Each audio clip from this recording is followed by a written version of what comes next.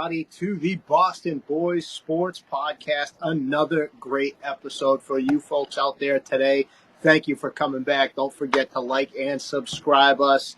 I am Eli Horrigan, the resident king of Carver. Of course, am here with the beard, Kiefer Bontos, and the main man, Miami's big villain, Steve Fernandez. Kiefer, Steve, what's up, guys?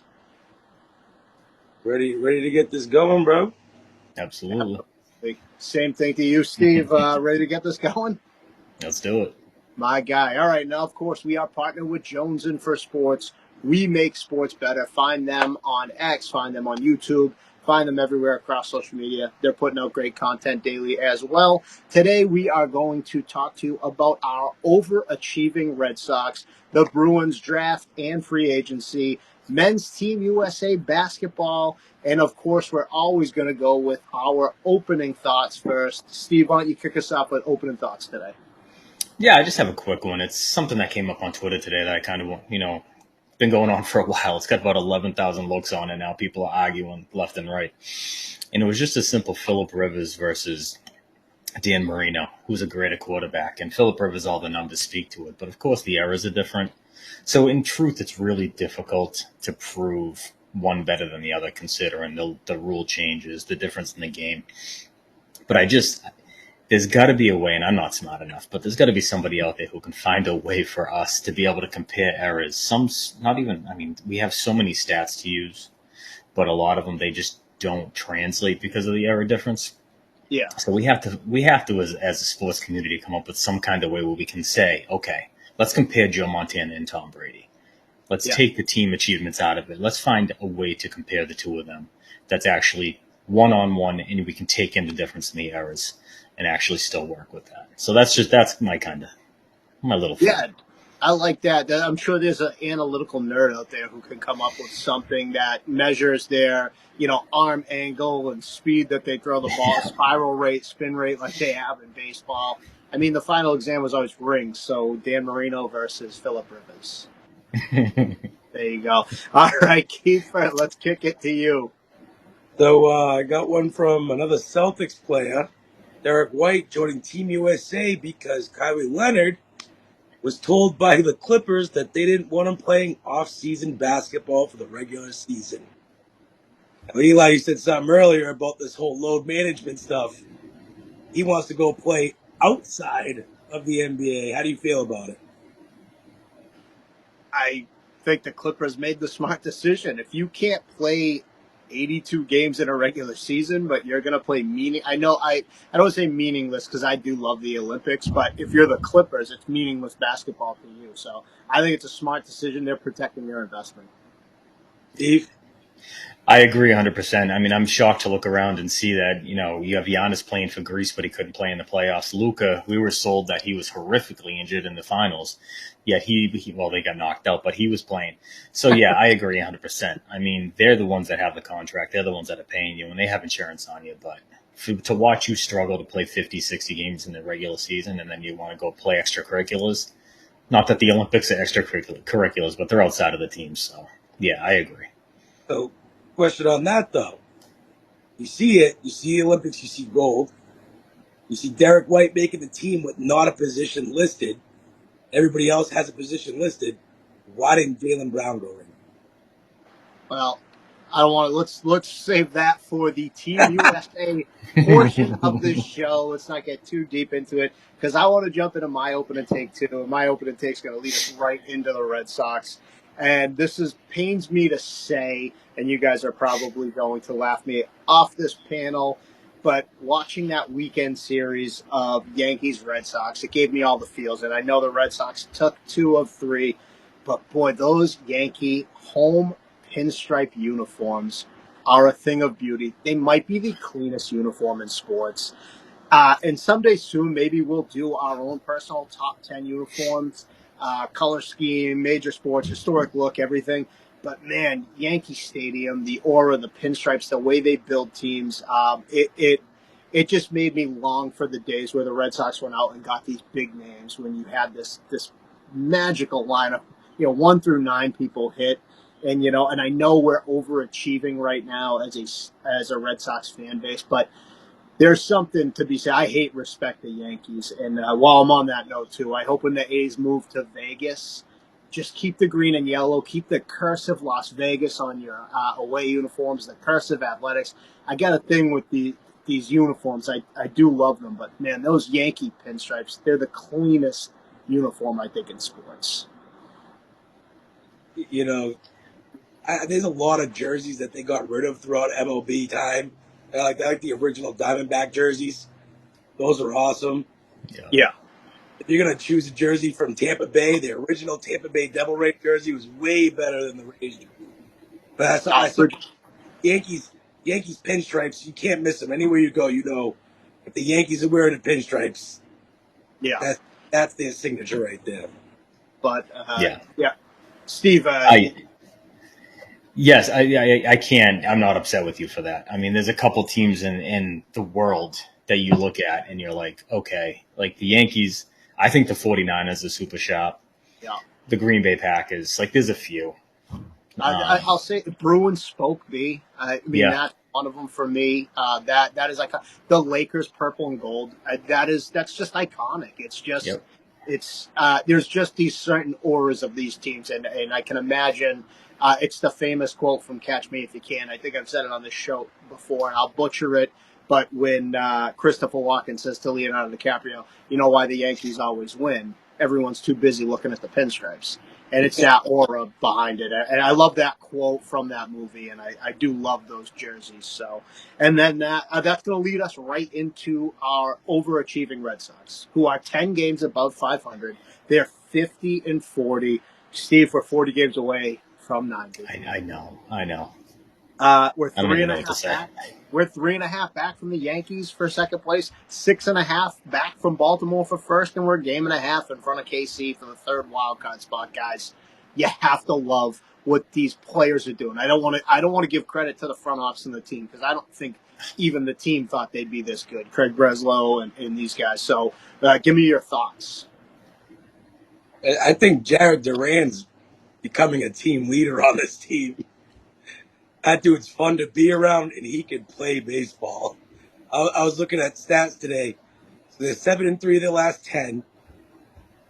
They're 9th in home runs, 9th in hits, 5th in doubles, 2nd in triples, majority from Duran. The list goes on. This team is really, really surprising. They're ranked in the power rankings on anywhere from 8 to 10 on like 10 different websites right now. Yeah. So you see what they're doing. You don't look at their stats individually and say, oh, they're all popping out. Devers is hitting, by the way, thank God. Yes. He is smashing. But they look great right now. And I think in their last 23 games or whatever it was, like 17-6 or something like that. I can't. I don't have the stat written down, but I can't believe what they're doing. I thought they were going to be in last the whole season, so I ain't even going to lie. I think Steve, you're agreeing with them there. Yeah, I have to. I mean, I can't believe what they're doing. It's absolutely. I mean, what you said, Jaron Duran, the way he's playing. I mean, he is a great ball player. Rafi Devers, I think this might be some of the best baseball we've ever seen him play, even defensively as well. Yeah, he's had a few pops there. Yeah, I mean, I really love this team. This is the team you can get behind. This is like 2013, where it's not, you a couple older guys on that team, but you just love rooting for this team. And I'll say this because it's going to be a conversation anyway. If they do nothing for this team at the deadline, that's embarrassing. That is disgusting and absolutely embarrassing. It really is because these guys are playing their heart out right now. And we'll get to the trades because I have a few names. I have some names that I think, obviously are bigger names that we've talked about, some we haven't talked about. But one thing I did want to mention here is we have 5 games left. Now, they're playing Oakland right now. If anyone wants to give me a score update, it was 0-0 last time I saw. They better let up 3 last I saw. It was 3-0 last I was watching. 3-0 Oakland? Yeah. Okay, so they've had the ability to come back this year, so it doesn't worry me. Hopefully they'll score and they'll win. They have these 2 with Oakland tonight and tomorrow, 3 against Kansas City. And I want to just mention after the All-Star break, to finish July, they have 3 against the Dodgers, 3 against Colorado, 3 against New York, and 3 against Seattle. It's a tough road to end July, considering Yankees are in second, Seattle and LA are both in first in their divisions. Like, are these games before the All-Star break? I don't want to say must win, but how important are these wins? Really important. Like they're 10 games over 500. They're 50-40 right now. You need them to win the rest of these games out for you to keep that wild card or even jump in the wild card. Yeah, because you're not winning the division. Even if the Yankees, I won't even say that. I'll change that. If the Yankees keep playing the way they're playing, they might come in second place with the Orioles taking first. But you got to win these games. It's a big thing to win these games before the All-Star break. Yeah, it's enormous, and not even just because of the fact of standings. I think it's enormous to show and force ownership to do something. I think that's a big part of it, because you just said the run after the All-Star break. If they go into that run and I don't know how many games that runs out to, but say it's 10 games between the three series. And okay, so it's 12. So if they go 4-8, that's an easy out, because that's still before the trade deadline. That's an easy out for ownership to say, look, in the last 12, we've won 4. We're falling off. We've lost in the standings. Yeah. So getting these games right now while you can before the difficult run comes, I think it's huge. That's a good team. Yeah, the real fear for me, like Stevie said, nothing, is Tristan Casas becomes the new Chris Sale. They say we don't have to make a move because Tristan Casas will be back. That's better than we don't have to give anyone away to get someone. That's what I think scares me the most, because especially if you have 5 right now, if you're losing to Oakland right now, if you go on a 5-game skid heading into the All-Star break, now you're only 5 games out of 5 games above 500, and then your next 12, 3, aside from Colorado, the other 3 teams, Seattle, LA, and the Yankees, are all prime for playoff position. So you're looking at a really tough test to end July. To me, these are must win. Yep. Yeah, I don't disagree. They need to win. Like you said, they have 12 games left. Win 8 of them. Trade. Find the guys you want. Like you said, you have players that you have in mind. There's players out there that are up there that are good players that you can get on this team to make a serious push right now. Absolutely, and I want to get into that now too, because the list of All-Stars obviously came out within the last week. We know Devers, Duran, and Houck are All-Stars. I believe Houck and Duran for the first time in their career, so congratulations to those guys. It's an awesome feat. I still am a geek who likes the home run derby, and I like it's the one All-Star game I actually like, because the NBA, they're throwing it in, they're not playing defense. Hockey, they've changed it to a 3-on-3. This is still a baseball game, so I do like it. But moving forward past those 3 guys, what would you like to see, or who would you like to see them go get? Because I have some names here too, and I just want to hear what you guys have to say. Steve, you got anything? Because I got a couple players. I know he's kind of struggled a little bit, but I like the Pete Alonso idea. I still like that just because of Fenway. I think that's a decent idea. I don't know, because I don't know. You look at the standings, there's a lot of teams that are still in it, so you're not really sure. Like, I don't want to be pie in the sky here, because a lot of teams might not be getting rid of players, because a lot of teams still believe that they're in the hunt. So that's where it becomes difficult. But starting pitching, obviously, I'd love a bat. That's why, Alonso, you've brought him up in the past. Just something along those lines. Just do something. Show the team that if they've worked their asses off, show the team that you're behind them and you believe in them. Give them something. Eli, you've been saying Pete Alonso since the beginning. I've been saying Pete Alonso for a while, and then anyone on X who saw, I was really frustrated. Believe it or not, I picked on the Mets one day, and Pete Alonso went over. So I put out a tweet that I was done. The Pete Alonso experiment is done for me. He doesn't. Obviously, I would still take him, but the name that Kiefer brought up, actually, I would take Vladdy Guerrero Jr. Man, I'll take him over Alonso every single time. I would too, but is it realistic? That's what I'm like. I'm trying. I don't know if Toronto. Is it realistic that he'll move, or is it realistic that the Red Sox will trade for him? That he would move. That the Red Sox would trade for him, giving up whatever they're going to have to give up for a guy who's a rental, and would Toronto move him in division? That's kind of my question. I would say, I don't want to cut Kiefer off. I'll let Kiefer go on a rant, but I believe the Yankees are the top place for him to land right now. So I do think if you're willing to pay, Toronto's giving him up because they're not re-signing him and they're not playing particularly well this year. So I do think you can get him. It's will Craig Breslow be allowed to go get him? That's the biggest if, because I liked when I first heard Vladdy's name. The White Sox are big sellers. The Blue Jays are sellers. Bo Bichette was put up as a potential suitor to get traded right now. He hasn't been playing great, but who knows? With the change of scenery, you could see something come out of a baseball player, like rejuvenates them to come play good baseball again. Yep. So, Yeah. Pete Alonso, I would love to see him because he can mash at Fenway. Like, seriously, can mash at Fenway. Vladdy would mash there. I'm not going to say I'd trade for Bo Bichette, but he can play baseball.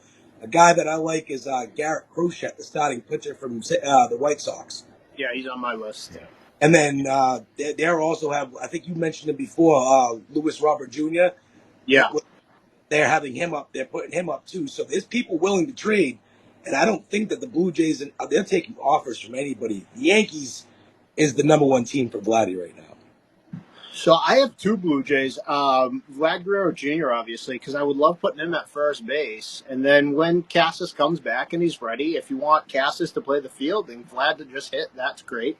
I also had Yusei Kikuchi, the pitcher from them. He's 33 years old. He's having a down year, but he's a guy that the name's been floated out there. You already mentioned Lubov and Garrett Crochet, so I'm not going to mention them, but Cal Quantrill is a bullpen guy that I would like. He might be a starter, but I think he's a bullpen guy out of Colorado. Brett Rooker from Oakland is having a fantastic season. They're obviously trading. Yanmir Candelario in Cincinnati, he's a third baseman, so in this instance, you could end up moving Devers over. I have one. You guys might laugh. Mike Soroka right now for Chicago, the starting pitcher. Now, hear me out, because he's 0-9 with a 5.2 ERA. However, at one point in his career, in 2019 with Atlanta, he was 13-4 with a 2.68 ERA. Seeing what Andrew Bailey has done to some of these pitchers, it might not take much to get a 25, 26-year-old pitcher who maybe just needs to be fixed. And if you don't have to give up anything big for him, the White Sox stink. He doesn't get run support. I understand his stats aren't where I would like them to be, but he is a guy with 69 Ks, and he's at one point a few years ago looked at as a potential ace on rotation. So he's a guy, I think, if Andrew Bailey can fix him, he can get back to being that guy. So I remember that name from those years, obviously, and I know what he's doing right now. So those years, he used to be one of those young kids that you can go pick up in an MLB game and get him as a young starter, and he'd end up turning into something. And then you see what happened now. You know, it's not Atlanta. He's not playing in Atlanta anymore. So He's on the White Sox. you know, Yeah, exactly. He had an injury as well. I mean, with a hot team, you never know what you could see. I mean, I wouldn't say no to it because I always want to add an arm to our rotation. You need to. Well, I just think just seeing what Andrew Bailey's done to guys like Cutter Crawford, and it's like if he's a throw-in in a trade, I would like to see, because maybe he can pitch in the bullpen. Maybe he's got a strong enough arm. I don't know what he can be. I also think Chicago stinks. So I mean, last year he was 7-6. I mean, he didn't. He's in Chicago. Oh, actually, he was in Atlanta. But again, he had an injury and COVID, and then he just hasn't been right since then. And he's 1 year, $3 million. So if you get him and he stinks, you just let him walk. Go ahead, Steve. I'm sorry. The only reason I'm laughing is because that is such a Red Sox move. Instead of doing something that you think can help you right now, you're going to take on a project halfway through the season. I can't.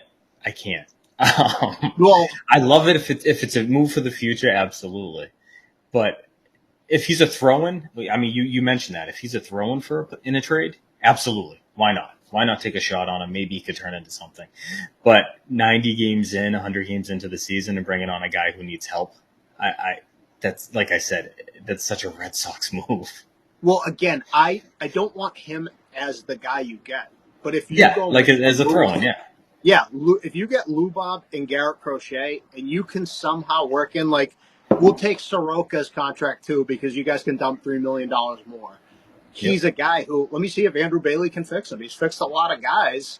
What if he can? What if you can, and then turn around and sign him again for cheap money, and he becomes something?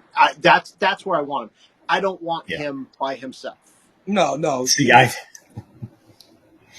Go ahead. Yeah, no, for me, it seems like I agree with you 100% on that point. If he's a throw-in on something, you take a chance on him, you can get him for another $3-4 million next year, and you can work on him. I love that idea. Absolutely love that idea. Yeah. But the way the Red Sox have worked, and the way that I assume they're going to work this year, is he would be the key piece in the trade. He's going to be the big return for them, and that's where I'm coming from on that. Yeah. It's so sad that we think of the front office. Well, I mean, honestly, I could see them going to get Pete Alonso, but saying we'll take on Bobby Bonilla's contract too. Yes. Exactly. Why not, right? But it has been a really good season so far. And Steve, I just want to say what you said. I just want to highlight it. They need to do something. They have to show this team that they're invested. And if they do nothing, what are you telling the locker room and your fans? You're telling them that we don't care. What are you telling Cora? Same thing for Cora. See you later, Cora. That's basically what you're telling them. What did I say earlier? I wanted them to fight Alex Cora. Not because I think he's terrible. I want him gone just because I believe that he actually deserves better than what they're giving him. Well, with the way they're playing now, if they traded for people, they would end up probably signing him again. Yeah, if he wants to be here. If he wants to be here. Sorry. I wouldn't blame him if he didn't, though.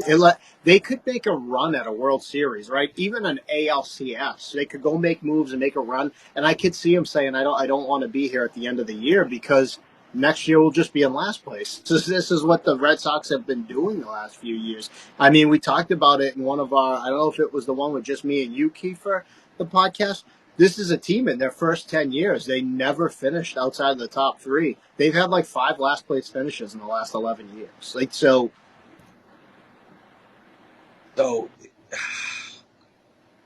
Red Sox breaking our heart. They're breaking our heart as good as they're playing right now. Right. Good for baseball. Well, I'll tell you, let's hope they come back tonight and win because I need to see them. I want to see a clean sweep before the All-Star break, and then I want to enjoy the All-Star break and the All-Star game and all the festivities that come with it. But, you know, that's the end of our Red Sox segment. I'll give you guys the last word on the Red Sox. Steve, anything on Mike Soroka of the Red Sox? Just again, do something. Please do something. At least give these guys look at what they're doing. They're so outperforming anything that we would have expected. So reward them. Give them not all of us. Not all, but most. All right, Kiefer, last word on the Red Sox. I got to ask you, Steve, you put a bet on that. What were the odds on that? I didn't bet it. I wrote a story about it. I wish I did, but I wrote a story. And I will tell you, Steve laughed at me basically because I was at work one night and I was going through their team and their moves and I was just like, I'm a baseball nerd and I just was getting hyped up about the Sox. I'm like, they're going to win 90 games this year. And, you know, we were talking after, this is our life, BK before Kiefer. And he's like, dude, you're out of your mind. Look at this team. And then I'm looking at it. I'm like, boy, I was really high on, I was high on Wilyer Abreu. I was high on Ceddanne Rafaela. I was also high on Vaughn Grissom, who can't find his way off the IL. So, I mean, I was right in some places, but if they don't win 90 games, I'll be really upset now because they're at 50 right now. That's crazy. That was just my last thing because I needed to know if you placed a bet on that and then doing this. I'm like, wow, man, this team knows. God, I wish I did. I will take credit for knowing, but I am a terrible gambler. I don't gamble often because I'm so bad at it. let's move into the Boston Bruins because they had a big last 2 weeks. Stevie, give us any Bruins takes you got. Yeah, I did a little research, just looking into the numbers and just to make sure that I knew what I was talking about. But I like the pickups. The draft picks, I mean, you never know. The draft is such a crapshoot. It's just so questionable. But I mean, I love the Elias Lindholm signing. One, because they spent. Yeah. That is something. You show me you're going to give a guy 7 years. What is it? 7.75 a year, I think it is. On a track, yeah. Right, on a down contract, yeah. But if you look at what happened with him, he was on a pace for his best season before the trade. The trade happened, everything, blah, blah, blah, whatever. But, I mean, the guy is 2 years removed from 42 goals and 40 assists. He was a plus 61 that season.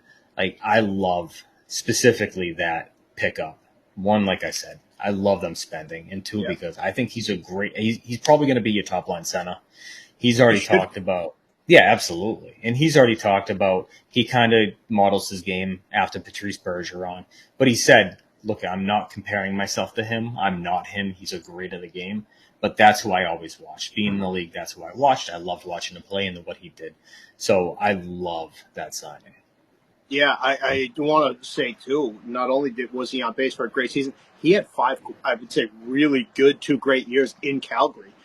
He's a guy who, I think we talked about him around the trade deadline for hockey, or maybe I wrote about it, but he was a guy that I said they should go trade for, and he ended up moving anyway. But or maybe I was talking about signing him. I don't know. We talk so much about this stuff, but that was a great signing, I thought. And like you said, just good to see the Bruins spend.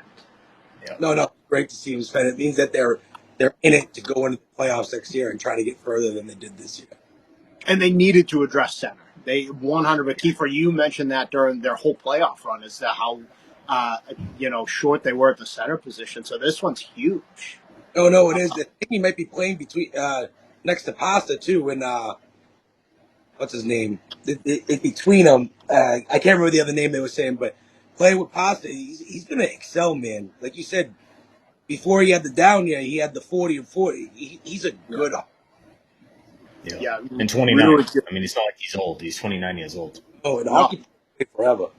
Yep. Yeah, exactly. And another really good pickup, I thought, too, that formerly known as Big Z, Nikita Zadorov. I thought that was big body defender. He puts his body on guys. He's not far removed from blocking over 100 shots. It was a couple of years ago. So, I mean, that's the mark of a really good defender, a guy who gets in front of the puck. So I think that was a strong move by them as well. And then the other 2 names I think are kind of depth pieces, Max Jones and Riley Tufte, if Tufte even makes the team. But I would see Max Jones as a power forward, probably fits on the 4th line maybe. Just solid pickup. I mean, he's not going to wow you, but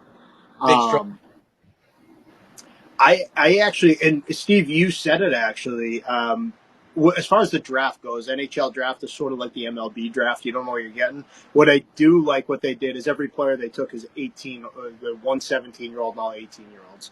They legitimately, they drafted young guys who have upside from the research I did on them. And the biggest thing they did was move Linus Ullmark. Yes. Huge. Yes. I mean, that was everything. And the kid they got for him, that Dean Letourneau, he 6'6", 210 pounds. I like his measurables. Prep school, he had 127 points, 61 goals, 66 assists. He'll be at BC this year, so I don't watch a lot of college hockey, but you bet that I'll be watching to see what he does at BC. I thought it was a good pick. I mean, I don't know much about him, again, Steve, like you said, but you got rid of Linus Ullmark and you got a first-round pick. No. Didn't they take most of his contract, too? Yeah, I believe they did. Yeah. Contract they took? Yeah. That's a huge win, too, because you were paying him starting goalie money. Yeah. Yeah. Yep. Their 5th round pick, they went in the first round, and then they had, I believe, 4th, 5th, 6th. The kid in the 5th round that they picked is 17 out of Canada, Jonathan Morello, 6'3", 192 pounds. They say, I think he's a quick guy, speedy. He didn't wow in the regular season in the Canadian Junior or whatever he played in. They said in 11 playoff games he had 21 points. He had 12 goals in 11 playoff games. So he came alive at the end, and he's 17 years old. He's going to be playing in Canada next year. But again, 17 years old. I love that. It was three 18-year-olds and a 17-year-old. So I really liked what they did by getting young talent. There's nobody that you like, oh, I'm looking for him, and you may never see any of them in a Bruins sweater. Yeah, that's the crazy part. But like you said, I love the age and I love the size.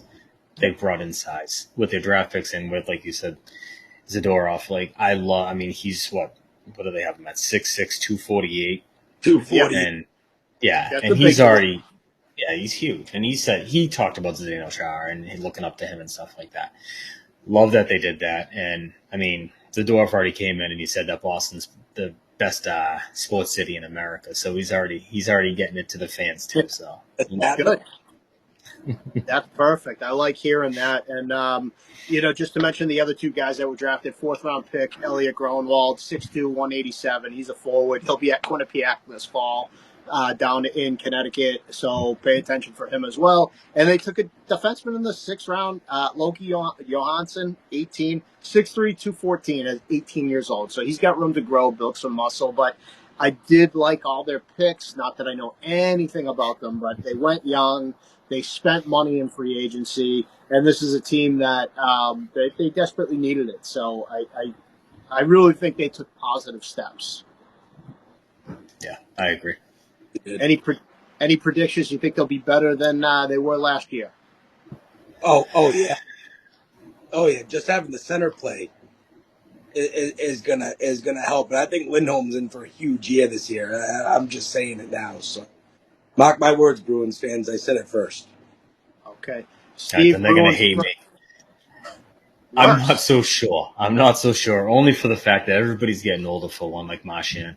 And my concern is Swayman and watching what he can do with probably a heavier load. I know they're still going to have, but we haven't seen it. So we don't know how that's going to turn. And I don't know how that would show in the playoffs if he's exhausted. So that's what concerns me. Fair enough. Steve, first round of the playoffs next year, Bruins in 7, Steve? Well, they're getting bigger and tougher so they can face Florida. I mean, I'm assuming that's what they're responding to, so hopefully.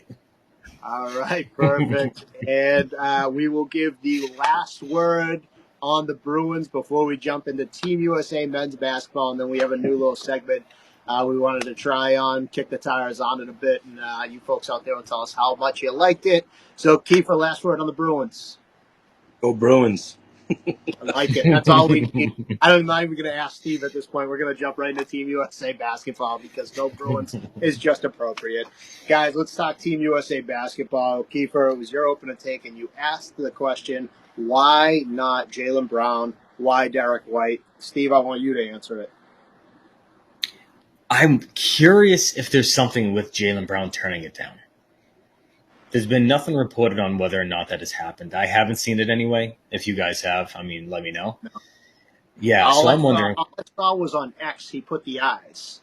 I don't know if that was I see you, Derek, or why not me? People were saying they didn't know what it meant. I don't know. I mean, he's traveling. He was over somewhere, and I don't know where he was, but I'm not even going to guess. But he's traveling and things like that. Jaylen Brown's kind of a different guy. He's not the... He kind of thinks on his own and does on his own, I guess I'll say, which I respect. That's, I mean, I appreciate that. I want to know whether or not it's been offered and he turned it down. That's what I'm really curious about. I was also curious because Kawhi Leonard, correct me if I'm wrong, he's going to play, he's a small forward. Jaylen Brown being a shooting guard, Derek White, shooting guard / point guard, he plays both. But I would say Jaylen Brown fits more of a mold of Kawhi Leonard than Derek White does. That's 100%. What I thought it was weird that he didn't have a position labeled next to him or everybody else did. So it kind of confused me. It's a whole weird situation. Like you were saying, Brown's a different person. He really is. If you guys haven't read up on him, he had like a 4-point-something GPA in college. He was a robotics major. Yeah. He's been to MIT for a lot of seminars and talking to the students and all that. He's been going around Boston doing all this not fundraising stuff, but awareness stuff for kids and all that. He's turning into a Boston City guy. So, is that why he turned it down? Because he had too much on his plate? It confuses me. It really confuses me. I almost wonder because I love Jaylen Brown. I love what he brings to the team. I love that he's kind of like engulfed in the city and the Boston, and he's big into a lot of stuff, social justice. He's at Cal. He just seems like a really good guy. And I almost wonder, and this is just speculation, I have no knowledge. I almost wonder if they went to him because he's a superstar. We saw it in the finals. We saw it through the whole playoff run. If they went to him and he said, "Take my guy Derek White. I don't need to play. Take my guy Derek White. He's coming off championship season. He's had the best season of his career. He'd be the perfect guy to fill in. I'm doing X, Y, and Z." Because it seems like a no-brainer. I don't think there's a person on the planet outside of Derek White and anyone who's blood relatives of Derek White who thinks that Derek White is better than Jaylen Brown. You know what I mean? Like, unless you talk to Derek White's mother and grandmother, there's nobody on the planet, right? So you can't tell me they wanted Derek White more and thought he was a better player. So that's what I wonder. If Jaylen Brown just being Jaylen Brown, like you said, he's different. And he just said, I'm not going to do it. I'm doing other stuff, but take a look at my guy. Yeah, that wouldn't surprise me in the least. And no, I mean, not even Richard White, his father, would say that Derek White's a better player than Jaylen Brown. Let's be honest. Yeah. I love Derek White, especially defensively. I think he's the best defensive guard in this whole sport. I mean, when you look at blocks and everything else, he's insane. But the fact of the matter is, if you're looking to, I was going to say field, but court, the best team, yeah, Jaylen Brown is the guy. That's obvious. So that's where I really, really wonder if he had the opportunity and said, respectfully, I got a lot going on, or whatever the reason is behind it. I mean, you would want the best duo that just won a title on the Olympic team. I'm just saying. I get what you guys say. I think you could be right. He could have just said, "Look at my guy right there. I got too much stuff going on." So it was just this happened. I mean, this Celtics team clearly like each other. They're all coming back. I thought Horford would be done when they won. Like, they just spent. They're over $10 billion in the luxury tax, I think, like somewhere close to that. Like, they like each other. They just they wrote the check and said, pay all these guys. So that's where my head's at. Maybe he pointed them at Derek White because even Derek White isn't as good as some guys who aren't on the team. I love Derek White. We all love Derek White, but I mean, again, Kyrie, you can't tell me if you're picking a guard, Kyrie's not a better player than him. There are guys out there. So I just wonder if that's what you have two Celtics already, and Drew and Tatum, and maybe Brown said, no, take him, he's good, and they listen. So, going back to the team as a whole, is there anyone who got left off this roster that you think should have made it? Is there anybody substitutions you would have made? And going forward, who should start for Team USA? Steve, you go first. No, I mean, Jaylen, obviously, we already discussed that. I don't know. The other name that I think about is Tyrese Maxey. Is there a reason that he's not? No, he's Does fantastic. anybody know? I don't know if he turned it down. I have no idea. But, yeah, I agree with you. All right. Starting lineup going forward, I'm going to go backwards from center down, but I have Embiid as my center. Yeah. I have Jason Tatum as my power forward. He has to be, in my opinion. I would play LeBron at the 3. Okay. Looking at it, you'd have to probably go. I would go Devin Booker at my 2, and then Steph. I'd have Steph run the 1. There's a lot of arguments out there right now about JT and Kevin Durant. Kevin Durant's one of the biggest ones, and you could do something like that instead if you wanted to run LeBron at the 1 and have JT run the 3 and KD run the 4. There's a couple different things you could do. I'm not the biggest Kevin Durant fan, so maybe that has a little bit to do with why I changed the starting lineup a little bit. Yeah, but that's kind of I would understand either of those two starting lineups. Okay, I agree there. And there's one other thing I just want to say before this. If you're the 76ers, are you worried about Embiid playing in this? 100%. I mean, I think I would have pulled write a page right out of the Clippers book and been like, yeah, no, absolutely not. You know. 100%. All So right. So going for Kiefer, who do you got? Who do you like? Is there anybody you would have replaced them? Now Derek White joining the team, you can replace Derek White. Is there anybody who you would want to have seen on this team?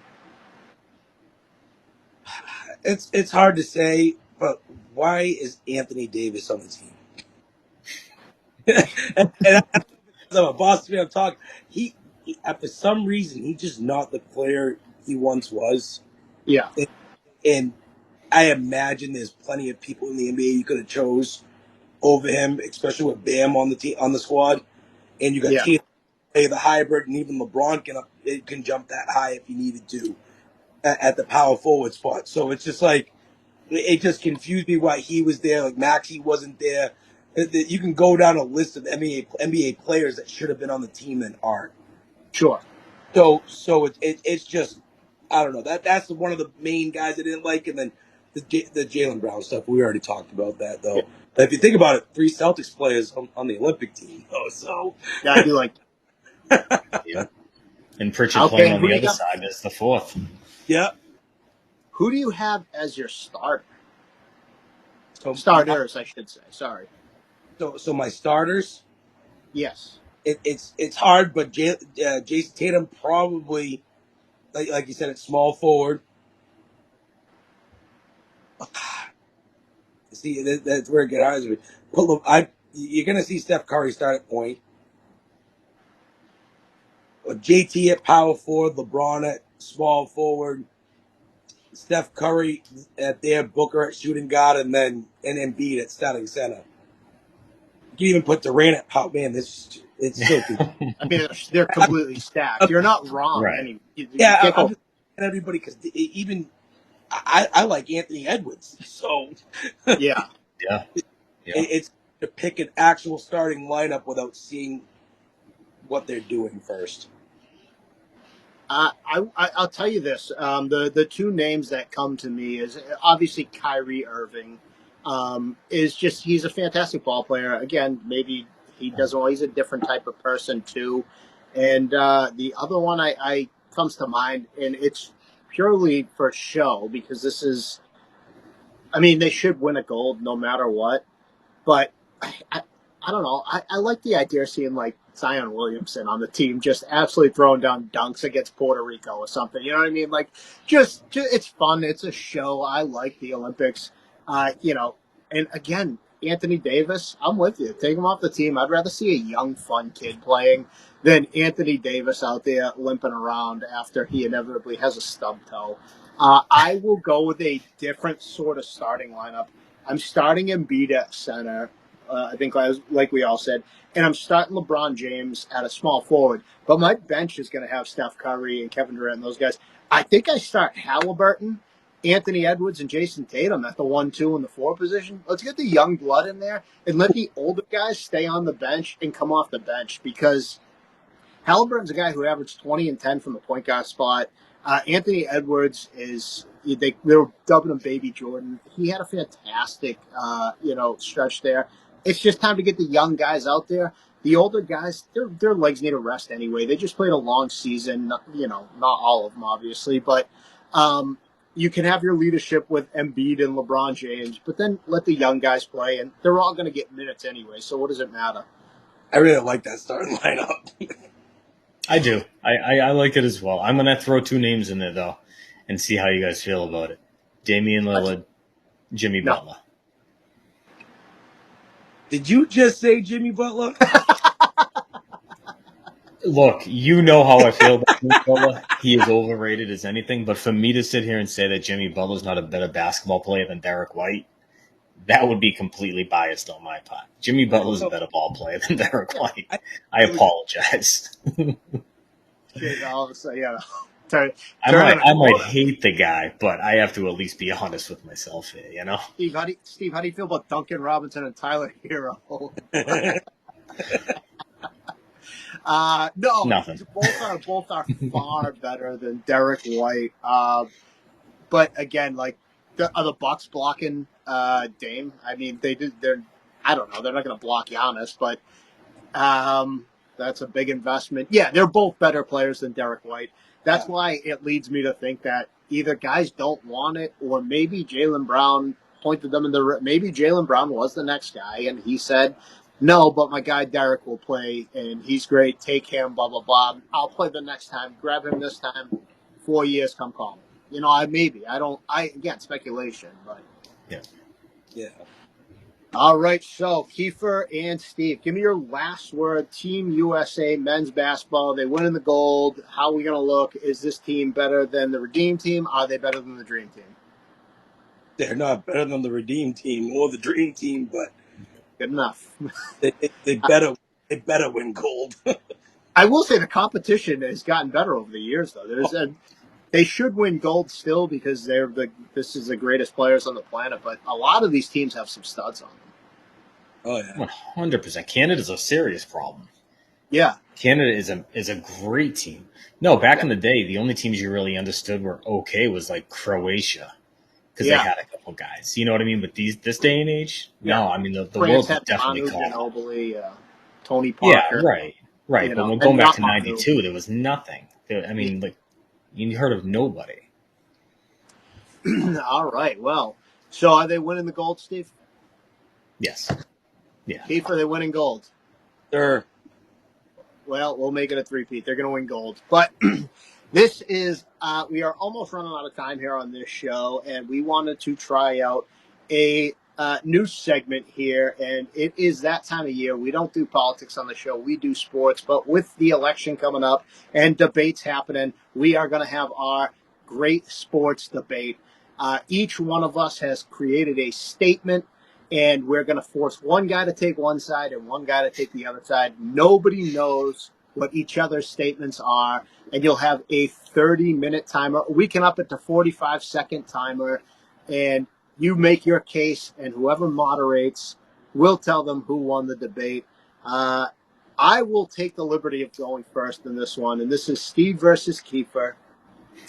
Here is the statement. Nick Saban took over Alabama in 2007, and they went 7-6. They finished that season unranked. Kalen DeBoer takes over an Alabama team that just finished 12-2 and 5th in the final polls. This will be the first year since 2007 that Alabama will finish outside of the top 10 in the final polls. Steve, you are going to argue that Alabama will finish outside of the top 10. Kiefer, you are going to argue that Alabama will finish inside of the top 10 for their 17th straight season. Steve, we're going to start with you. This is why. I'm not going to use much time.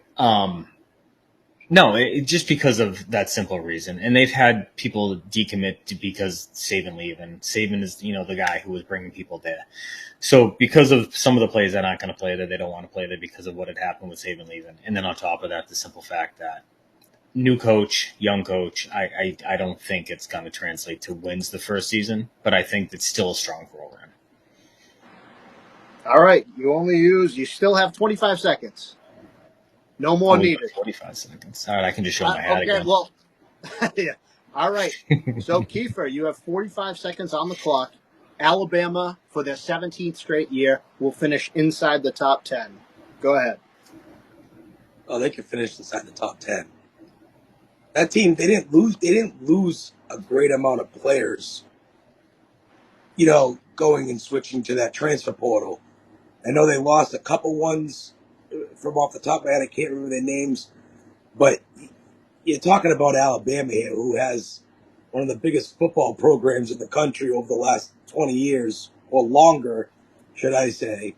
And they get one of the strongest recruiting classes still there. Nick Saban's not there. They have someone else there now. And that's a big hurt. That hurts watching Nick Saban leave. But you can't count out Alabama not finishing in the top 10. Out of time. Cut you off. All right. Listen, both came up with good arguments. I am going to, however, err to Kiefer on this one. Alabama didn't lose a lot of people. Jalen Milroe coming back, and the coach that they just got won 12-1 into a national championship game. They are going to finish inside the top 10. 17 years in a row. So, Steve, sorry, Georgia will probably still be better than them, but they are still going to be Close. inside the top 10.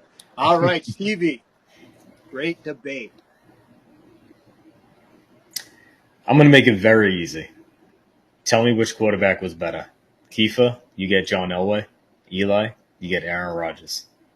Go ahead, Kiefer. Who got more Super Bowls?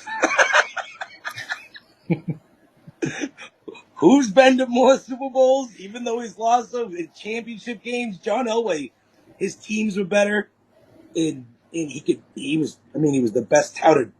They had him as the best prospect ever at one point. I think until Lawrence came in the league.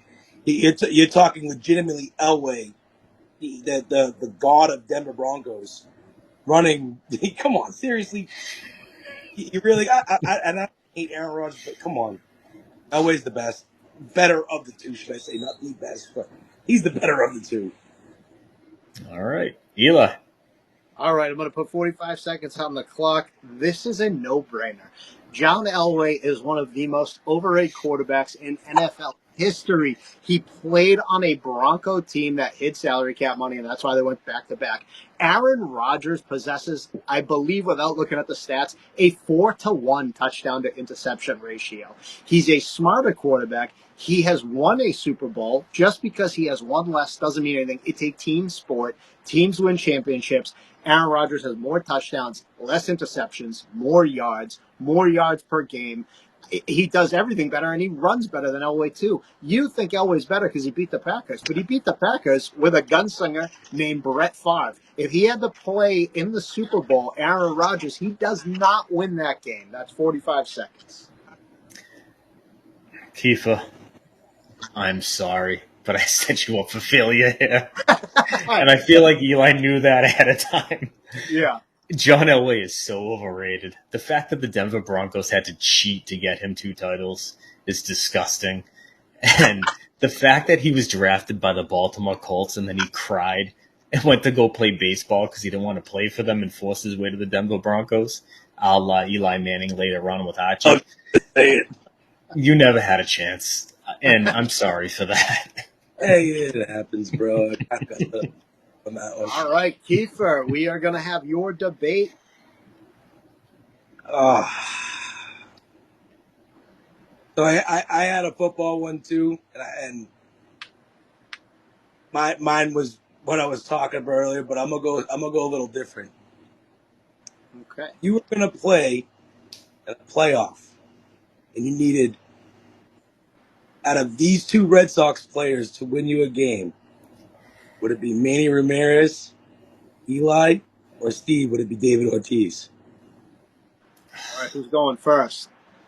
Steve, you can go first, buddy. Steve, you're on the clock. Poppy. And I mean, obviously because you gave him to me, but more so because the guy just had that clutch gene. As much as I love Manny Ramirez, he's one of the greatest baseball players I've ever seen. Right-handed hitter, probably he and A-Rod are the 2 best I've seen in Pujols. But David Ortiz did it time after time. Whether you go back to 04 or you move forward to 13, it didn't matter with him. It's like the guy didn't have the ability of stress. He just stepped into that box and did what he did. And he also, he was a DA, so he didn't hurt you the way Manny could hurt you in left field, so that helped him as well. But just the clutch gene. If anybody had the clutch gene, it was David Ortiz, without a doubt. All right, that's 45. I'm going to put 45 seconds on the clock. It is Manny Ramirez. There's no question about it. Manny being Manny was the saying because the guy played baseball without a care in the world. He was the best 2-strike hitter in baseball as well. So even when you think you have him down in the count, he's still taking it over the monster. Could he hurt you in the field? Yeah, but we're not talking about the field, Steve. He said, "Who's at bat winning me a game?" And it's always Manny with that short left field. All he has to do is power it off the wall. The guy was an absolute tank. It's why he got paid. They paid him big money. Remember, David Ortiz was a guy who couldn't hit opposite field, and the Minnesota Twins just basically gave him to you. You had to fix that guy. Manny Ramirez was a star from Jump Street. He came in with, that's it for me. So I'm gonna tell you my opinion that was a trick question because I take either of those guys to win all game. 100%. That Yeah. without doubt. Oh, sorry, apologize. Without doubt in my mind, the pitch I like better. Steve, I'm going with you because Poppy was the episode of clutch for those World Series. But either one of those guys, I'd take him any day of the week. One, I mean, absolutely. that was a bigger setup than Steve's. They call him Senor October. The guy hit like 800 in a playoff at one point. Jesus. I couldn't have got a worse pick there. All right, well, I Two of think these that. did not go well. All right. Well, listen, I love that segment, though. I definitely think we're going to do that again. And shout out to Winston, by the way, who is a massive Alabama fan, I gave that one to you so you could help defend Winston. And Stevie, obviously, I gave you the outside of it because good friend, dear friend, Richie Maddox, God rest his soul. And Stevie, I wanted you to be able to make your case against Alabama because you're a Georgia guy. That Appreciate is it. no problem. Guys, that's going to do it for the Boston Boys Sports Podcast. Again, we are partnered with Jones for Sports. We make sports better. We'll be coming back at you guys, too. We still have our bottom half of the league in our NFL preseason power rankings. We'll be doing that later on this week. And we'll keep coming back on Sundays. Normally, we push this one out a little bit. Life gets in the way, and that happens, boys. Stevie, last words. Go USA. Get that gold medal this year. In everything, by the way, too. I love the Olympics. 100%. 100%. Kiefer, Let's see the Sox do something. Win these games out. Trade for some players. Let's go. quick update. Anyone got a score for us before we head off? I don't. I do not have it up right now. All right, well, we'll kill a little bit of time while I tell you that the Red Sox are losing 3-1 top of the seventh. So hopefully they can make a comeback tonight because they need to beat the Oakland A's. There's no excuse. My final word will be USA as with Steve. Also, go Red Sox. But more importantly, Craig Breslow, make your voice heard in that front office and go get some guys because that's what's going to really catapult you. Show the team that you care and show the fans that you care. Guys, been a great show. We'll do it again soon. All right, bud.